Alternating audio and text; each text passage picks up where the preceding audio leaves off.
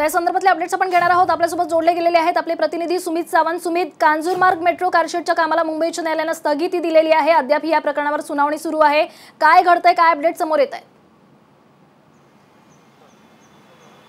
कोर्टात या संपूर्ण प्रकरणामध्ये अद्याप ही सुनावणी सुरू आहे। सकाळी 10:30ला ही सुनावणी सुरू झाली आहे आणि त्याचा अंतिम निकाल यायला फारच उशीर होणार आहे, संध्याकाळ होऊ शकते। सगळ्यात महत्त्वाचं म्हणजे हे संपूर्ण जागेमध्ये जर का मेट्रो कारशेड त्या ठिकाणी बनलं, कांजूरमध्ये बनलं तर 800 करोड रुपयांची बचत होऊ शकते। त्याचप्रमाणे जर का काम थांबलं तर दिवसाला 2.5 करोड रुपयांचं नुकसान देखील दैनंदिन होऊ शकतं, असं कोर्टामध्ये राज्य शासनाने याची म्हटलेलं आहे।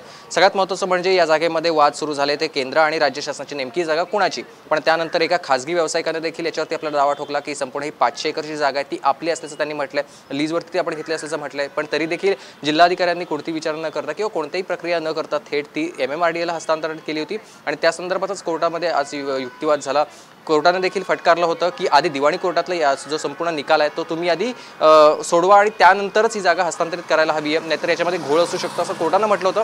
पण आता सुरू असलेल्या ज्या संपूर्ण सुनावणीमध्ये कोर्टाला राज्य शासनानं ही जमीन हस्तांतरित जी केलेली आहे ती तशीच राहील, त्या संदर्भात कोणतंही आम्ही जागा आपला प्रकल्प मागे घेण्यास नसल्याचं त्यांनी सांगितलेलं आहे। पण आम्ही जो दिवाणी कोर्टातला जो संपूर्ण प्रकरण आहे किंवा त्याच्या खासगी व्यावसायिकाचं जो संपूर्ण प्रकरण आहे ते सोडवण्यास आपण तयार आहोत असं राज्य शासनाने सांगितलेलं आहे। पण तोपर्यंत हे संपूर्ण काम तिथपर्यंत स्थगित करावं, थांबावं असे आदेश कोर्टाने सध्या दिलेले आहेत।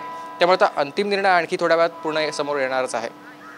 सुमित, तुला थोडंसं थांबवते या संदर्भात भाजप नेते किरीट सोमय्या यांनी नेमकी काय प्रतिक्रिया दिली आपण पाहूयात। अखेर ठाकरे सरकारनं मेट्रो कारशेडची अनधिकृत ऑर्डर मागे घ्यावी लागली।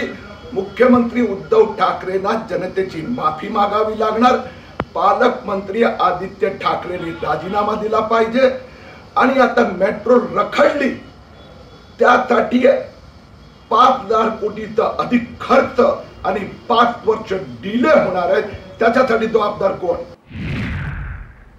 आपल्यासोबत जोडले गेलेले आहेत आपले प्रतिनिधी सुमित सावंत। सुमित, एकंदरीत कारशेडच्या जागेवरून आता आणखी राजकारण तापणार असल्याचं कळतंय। काल देखील या संदर्भात देवेंद्र फडणवीस यांनी सरकारवर हल्लाबोल केला होता, नेमकं आता काय होणार आहे, काय सांगशील?